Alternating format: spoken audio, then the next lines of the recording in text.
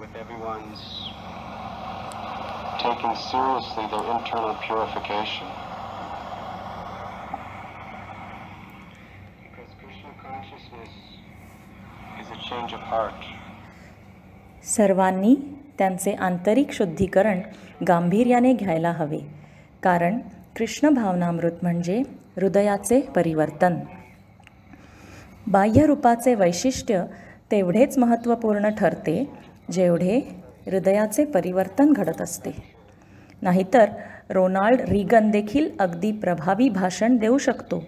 केवळ काही तासांकरिता आपले ग्रंथ त्याला वाचण्याची आवश्यकता मात्र आहे. सुंदर कीर्तनाचे नेतृत्व करणे ते फ्रँक सिनात्रा देखील करू शकतो. तुम्ही त्यांच्याविषयी ऐकले आहे की नाही मला माहीत नाही. अनूप जलोटा हजारोंच्या संख्येने लोकांना एकत्रित करू शकतो, परंतु या सर्व गोष्टी लोकांना आपल्या आंदोलनाकडे आकर्षित करणार नाहीत. तर हे आंदोलन प्रेम आणि विश्वास या तत्वावर आधारित आहे. जर आपला एकमेकांप्रती विश्वास नसेल तर संवेदनशील बुद्धिमान लोक ना आपल्या तत्त्वज्ञानाकडे आकर्षित होतील ना आपले सांस्कृतिक सादरीकरण गांभीर्याने घेतील. ते आपल्या श्रील प्रभुपादांनी वर्णन केलेल्या रिकाम्या भुशाप्रमाणे आहे, ज्यामध्ये तांदूळच नाहीत. तो बाहेरून तांदूळ वाटतो, परंतु आतमध्ये काहीही नसते. तर चैतन्य महाप्रभूंचे आंदोलन हे करुणेचे आंदोलन आहे. भगवान नित्यानंद प्रभूंनी स्वतःच्या जीवन उदाहरणातून याचे प्रात्यक्षिक केले. क्षमाशीलतेची परिपूर्णता तसेच इतरांच्या उद्धाराकरिता स्वतःचे बलिदान व विस्तार करण्याची परिपूर्णता आणि आपल्या परंपरेतील महान आचार्यांनी एकमात्र याच तत्वाकरिता त्यांचे जीवन वेचले. इंग्रजीमध्ये एक प्रसिद्ध म्हण आहे, दान करण्याची सुरुवात घरापासून होते. जोपर्यंत आपण एकमेकांना क्षमाशीलतेने, आदराने, कारुण्याने तसेच प्रेमाने वागवू इच्छित नाही, तोपर्यंत सर्वसाधारण कर्मींशी वागणूक करण्यात काही आशा नाही. मग आपण कृष्ण भावनेच्या कोणत्याही स्तरावर असू देत, आपल्यामध्ये काही तथ्य असण्यासाठी तसेच आपल्या आध्यात्मिक समाजाचे अखंडत्व आणि पावित्र्य बळकट करण्याकरिता हे गुण आतून विकसित होणे अत्यंत आवश्यक आहे. याचे सविस्तर रूप म्हणजे काय? अर्थात कृष्ण भावनामृतामध्ये प्रेम ही निव्वळ भावुक कल्पना नव्हे,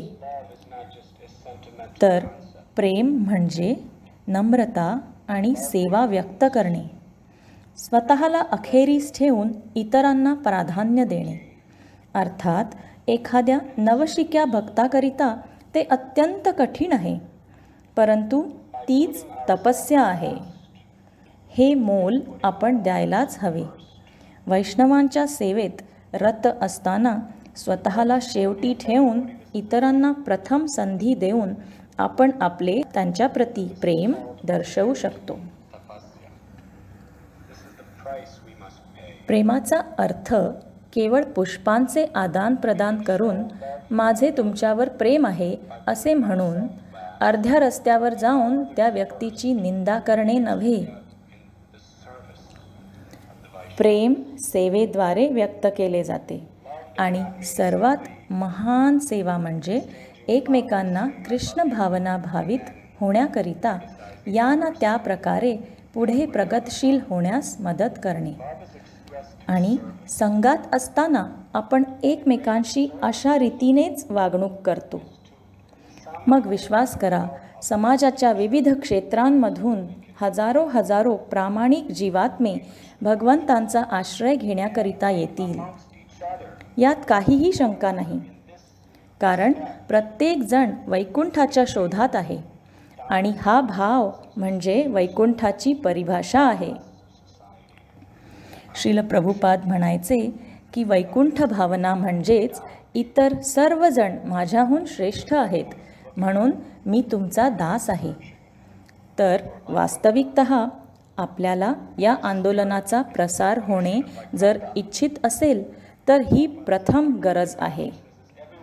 तुम्ही हजारो लाखो ग्रंथ वितरण करू शकता, परंतु जर एकमेकांशी भांडण तंटा करीत असाल तर कोण तुम्हाला गांभीर्याने घेईल? तुम्ही एका वेळी 10 लाख लोकांना प्रवचन देऊ शकाल, परंतु तुम्ही जर अजूनही स्वार्थी हेतू बाळगून असाल तर कोण तुम्हाला गांभीर्याने घेईल? आपण सर्वात सुंदर भजन आणि कीर्तन गाऊ शकतो, परंतु जोपर्यंत आपण मिथ्या अहंकाराने कलुषित असू, कोणाला ते हवे असेल? तर म्हणून आपल्याला एक अखंडित पवित्र आध्यात्मिक समाजाचा विकास करण्याची इच्छा आहे. तो सर्वोच्च तत्त्वज्ञानाच्या तत्वांवर उभारलेला असेल आणि त्या तत्त्वज्ञानाचे संयोजन म्हणजे एकमेकांना उत्तेजन देण्यासाठी नम्र सेवाभावात एकत्र येणे, एकमेकांवर प्रेम आणि विश्वास करण्यास शिकणे. आपल्या जीवनात कित्येक समस्या येतात, परंतु माझ्या मतानुसार त्यांची पर्वा का करावी? एकमेव समस्या म्हणजे श्रीकृष्णांचे विस्मरण. श्रीकृष्ण महान आहेत आणि बाकी सर्व काही आणि सर्वजण लहान आहेत. भगवान श्रीकृष्णांच्या विस्मृतीमध्ये या जगाच्या समस्या अतिशय मोठ्या वाटतात, परंतु जेव्हा आपण श्रीकृष्णांचे स्मरण करतो तेव्हा ते अतिशय क्षुल्लक होतात आणि ती वास्तविकता आहे. आपल्या परस्परातील असणाऱ्या समस्या या अतिशय क्षुल्लक गोष्टी आहेत ज्यांचे काही मोल नव्हे. आपण ते इतके गंभीरतापूर्ण घेतो म्हणजेच त्या ठायी कृष्णभावना नाही. जितक्या प्रमाणात आपण माझ्या समस्यांच्या कल्पनांशी खेळत बसतो तितक्याच प्रमाणात आपण अगदी स्वार्थी बनतो आणि आपल्या बंधू भगिनींना उत्तेजना देण्याकरिता मदतीचा हात पुढे करू शकत नाही. म्हणून ज्यावेळी आपण भगवंतांचे पवित्र हरिनाम जपतो आणि त्यांच्या दिव्य गुणांचे श्रवण करतो त्यावेळी श्रीकृष्ण किती महान आहेत याची जाणीव आपल्या हृदयात जागृत करणे हा त्याचा उद्देश असतो. भगवान श्रीकृष्ण किती गौरवशाली आहेत. भगवान श्रीकृष्ण कालिया नागाच्या फण्यावर कुशलतेने नृत्य करताना पाहून आपणास त्यांच्या महानतेची एक झलक मिळते. मी वाचत होतो, अलीकडे भारतामध्ये मृत्यूचे प्रमुख कारण सर्पदंश झाले आहे. लोक छोट्या सापांना देखील फार घाबरत आहेत. मातीमध्ये अगदी छोटासा साप सरपटत जात असेल तरी आपण किती घाबरून जातो. परंतु कालिया तर शेकडो फण्यांचा नाग होता. तो अति अवाढव्य तसेच अग्नी फुत्कारणारा होता. त्याचे विष इतके विषारी आणि प्रबळ होते की ते अग्नी निर्माण करीत होते आणि श्रीकृष्ण त्यांच्या फण्यांवर डौलदारपणे नृत्य करीत होते. असे आहेत श्रीकृष्ण.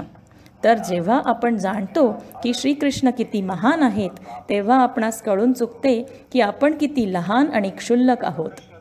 या भौतिक जगातील आपल्या समस्या किती क्षुल्लक आणि पूर्णतः हास्यास्पद आहेत आणि जेव्हा आपण श्रीकृष्णांचे स्मरण करतो तेव्हा कोणत्याही समस्या नसतात.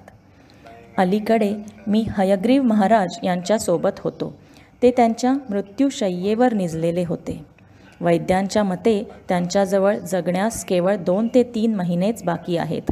भगवंतांच्या अचिंत्य योजनेनुसार कर्करोग त्यांच्या संपूर्ण शरीरात पसरलेला आहे. अर्थात ते चालू शकत नाहीत. त्यांच्या बिछाण्यात 24 तास केवळ निजून असतात. तर न्यू वृंदावनहून निघण्यापूर्वी मी त्यांच्यासोबत बसलो होतो. तर हा मनुष्य किती कृष्ण भावना भावित आहे ते नेत्रांसाठी पाहू शकणारे सर्वात सुंदर दृश्य होते. अश्रुपूर्ण नेत्रांनी ते मला म्हणाले, राधानाथ महाराज, तुम्हाला माहीत आहे का? त्यांचे शब्द त्यांच्या खोल अंतःकरणातून येत होते. ते म्हणाले, मला वाटायचे मी खूप महान आहे. सर्व जग माझ्या मुठीत आहे असा मी विचार करायचो. एकेकाळी मी विचार करायचो की मी खूप मोठा भक्त आहे. मला वाटायचे की मी न्यू वृंदावनचा अध्यक्ष होतो, GBC होतो संपूर्ण आंतरराष्ट्रीय कृष्ण भावनामृत संघातील श्रील प्रभुपादांना भेटणारा असा मी प्रथम व्यक्ती होतो. काही कालावधीनंतर मी अनेक नीच कार्यात पतित झालो. त्यावेळीही मी विचार करीत होतो की मी केव्हाही कुठेही मला काय हवे ते करू शकतो. परंतु आता माझ्याकडे पहा, मी ह्या बिछाण्यामध्ये पडलेलो आहे. मी चालू शकत नाही. माझे शरीर एका जागेहून हलविण्याकरिता 2 व्यक्तींची गरज लागते. जीव घेणा कर्करोग माझ्या शरीराच्या प्रत्येक पेशीपर्यंत पसरत आहे आणि मला हे माहीत असूनही मी त्याबद्दल काहीही करू शकत नाही. 1 ते 2 महिन्यात माझा मृत्यू होईल. मी माझ्या जीवनाच्या अत्यंत असहाय्य आणि निराश परिस्थितीत आहे. माझे कशावरही आता नियंत्रण उरलेले नाही आणि या परिस्थितीमध्ये माझ्यासोबत केवळ श्रीकृष्ण आहेत. माझ्याजवळ दुसरे काहीही नाही आणि श्रीकृष्णांशिवाय दुसरे कोणीही नाही असे म्हणून ते रडू लागले. ते म्हणाले, श्रील प्रभुपाद किती कृपाळू आहेत. मी केलेले सर्वात निंदनीय अपराध त्यांनी सहन केले आहेत. मी केलेल्या सर्व पापमय कृत्यांमधूनही ते माझी धीराने वाट पाहत होते आणि आता मला जेव्हा त्यांची जास्त गरज भासत आहे, मला जीवनाची परिपूर्णता प्रदान करण्याकरिता ते आले आहेत. आणि ते धाय मोकलून रडू लागले. श्रीकृष्णांच्या पवित्र नामाचा जप करीत म्हणू लागले, माझ्याकडे केवळ श्रीकृष्ण आहेत. मी असहाय्य आहे.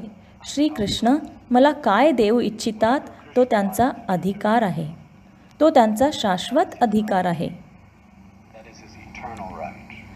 मग मी प्रतिबिंबित करण्यास सुरुवात केली आणि म्हणालो, महाराज, आपल्याला माहीत आहे का की या भौतिक जगातील प्रत्येक जण हमखास याच परिस्थितीत असतो ज्याचे आत्ता तुम्ही वर्णन केलेत. आपण सर्वजण संपूर्णतः असहाय्य, संपूर्णतः आशारहित असून संपूर्णपणे श्रीकृष्णांच्या कृपेवर निर्भर आहोत. फरक इतकाच आहे की तुम्हाला त्याची जाणीव आहे आणि इतर कुणाला नाही. आपण कुणाच्याही नियंत्रणाखाली नाही ह्या भ्रमातच आम्ही अजून आहोत. मग त्यांनी माझ्याकडे वळून पाहिले आणि ते म्हणाले, मला श्रीकृष्णांविना दुसरे कुणीही नाही. मग त्यांनी मला विचारले, श्रीकृष्णांशिवाय दुसरे कुणी शरण घेण्यागत आहे का? श्रीकृष्ण भगवंत आहेत का? जर श्रीकृष्ण भगवंत नसतील तर सर्व महान साधू, संत, महान भक्त आणि जगातील सर्व धर्मांचे आचार्य खोटे ठरतील. जर श्रीकृष्ण भगवंत नसतील तर जगातील सर्व ग्रंथ चुकीचे ठरतील. हे संभव आहे का? मग त्यांनी स्मित हास्य केले आणि म्हणाले, ते असंभव आहे. श्रीकृष्णच भगवंत आहेत आणि म्हणून त्यांच्या जिवलग पार्षदांना ते जीवनाच्या अशा परिस्थितीत ठेवतात जेणेकरून आपण सर्वजण त्यातून धडा घेऊ शकू. जर आपण प्रामाणिक असू तर आपण हे धडे अगदी वैयक्तिक रीतीने हृदयात धारण करू. ज्याप्रमाणे न्यू वृंदावनमधील तो अतिथी वर्णन करीत होता, भक्तांचे परस्परांतील प्रेम, जिव्हाळा आणि सेवाभाव यापेक्षा इतर काहीही अधिक खात्री पटवून देणारे नाही. आणि माझा प्रामाणिक विश्वास आहे की याच तत्वावर आपण सर्वांनी ध्यान द्यायला हवे, त्याचे चिंतन करायला हवे. तसेच अंतर्गत प्रतिज्ञा करायला हवी की आपण समस्येचा भाग न बनता समाधानी निराकरणाचा सदस्य बनू. ते कसे शक्य आहे? तर एकत्र हरिनाम संकीर्तन करून, एकत्र नृत्य करून, एकत्र कृष्ण भावनेचे तत्वज्ञान श्रवण करून आणि एकमेकांची आदराने सेवा करून. इतर जीवांकरिता आध्यात्मिक पावित्र्य म्हणजे करुणा, धीर आणि दया दाखविणे. अशा रीतीने आपण सर्व जगाला श्री श्री राधा गोपीनाथजींच्या चरण कमलांप्रती आकर्षित करू शकतो. आज पुन्हा तुम्हा सर्वांमध्ये असल्याचा मला अतिशय आनंद झाला आहे. मी आपला सेवक आहे. I am your servant.